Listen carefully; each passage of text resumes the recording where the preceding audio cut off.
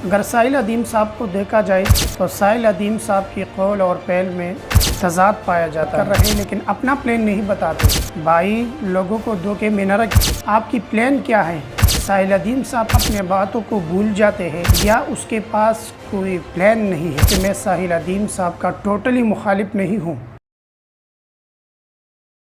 बिस्मिल्लाहिर्रहमानिर्रहीम। बार बार एक सवाल किया जाता है और बाज़ मरतबा तो इस सवाल के तौर पर किया जाता है, लेकिन बाज़ मरतबा एतराज़ के तौर पर भी किया जाता है कि आप साहिल अदीम के क्यों मुखालिफ हूँ।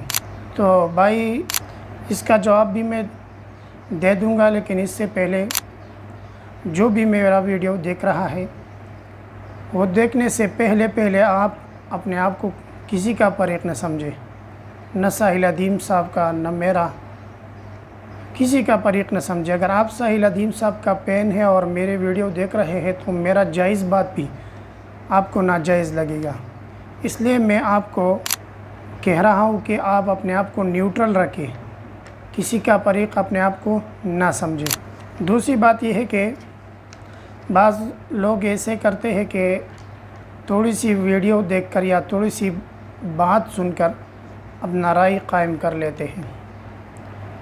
भाई ऐसा न करें, बल्कि मुकम्मल वीडियो देखें और मेरी बातों को मुकम्मल सुने। इसके बाद आपकी मर्ज़ी है, जो राय कायम कर ले आप कर सकते हैं। तीसरी बात ये वजाहत भी मैं आपके सामने कर दूं कि मैं साहिल अदीम साहब का टोटली मुखालिफ नहीं हूं।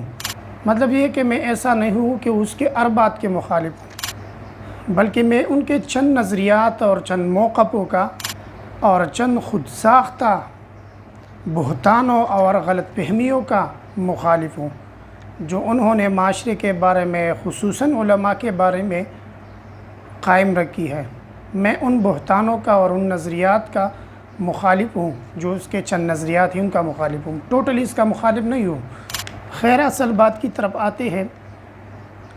अगर साहिल अदीम साहब को देखा जाए तो साहिल अदीम साहब की कौल और पहल में तज़ाद पाया जाता है। वो ऐसा कि साहिल अदीम साहब बार बार निज़ाम की बात कर रहे हैं और जब भी उसका प्रोग्राम होता है या कोई पॉडकास्ट होता है तो उसमें बार बार वो निज़ाम की बात कर रहे हैं। लेकिन मेरा अब एक सवाल है आपसे कि आप तो निज़ाम की बात कर रहे हैं लेकिन अपना प्लान नहीं बताते कि निज़ाम कैसे आएगा। तो इसलिए मैं साहिल अदीम साहब की इस बात की मुखालिफ हूँ कि भाई आप तो कह रहे हैं निज़ाम निज़ाम निज़ाम, हर बार कह रहे हैं कि निज़ाम, हर प्रोग्राम में जहाँ भी जाते निज़ाम की बात कर रहे हैं, लेकिन अपना प्लान नहीं बताते। भाई लोगों को धोखे में न रखें। आपकी प्लान क्या है? पहले आप अपना प्लान बताएं और फिर ये बताएं कि आपने अपने प्लान के मुताबिक कितनी स्ट्रगल की है, कितनी मेहनत की है। मतलब ये कि आप अपना प्लान तो बताएं कि कैसे निज़ाम आएगा, उसके लिए क्या क्या करनी पड़ती है, क्या लाएअमल इख्तियार करना पड़ता है, क्या क्या इक़दामात करनी पड़ती है और आपने कितने इक़दामात उठाई है, ये आप ज़रा लोगों के सामने रखें। लोगों को धोखे में न रखें कि बार बार निज़ाम निज़ाम निज़ाम और लोगों पर तनकीद करते हो। मेरे ख़्याल में तो आप सिर्फ तनकीद जानते हो, अपना प्लान नहीं रखते।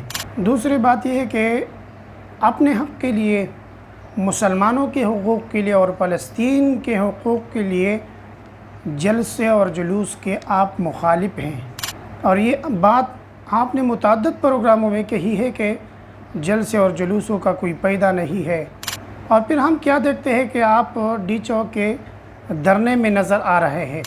हमने सोचा कि शायद साहिल अदीम साहब ने अपना मौक़िफ़ तब्दील किया होगा, लेकिन साहिल अदीम साहब जब स्टेज पर मुखातब होते हैं तो कहते हैं कि मैं इस एहतजाज का और इन चीज़ों का मुखालिफ हूँ। भाई जब आप जलसे और जुलूसों के मुखालिफ हो तो फिर आपको अपना टाइम बर्बाद करने की क्या फ़ायदा, क्योंकि जब आपको पता है कि जलसे और जुलूसों से अपना हक़ हासिल नहीं किया जा सकता और इसका कोई फ़ायदा नहीं है, तो मेरे ख़्याल में इसमें टाइम बर्बाद करने के अलावा कुछ भी नहीं है। मेरे जहन में तो ये आता है कि साहिल अदीम साहब तो या अपने बातों को भूल जाते हैं या उसके पास कोई प्लान नहीं। जो जहन में आता है بول دیتا ہے۔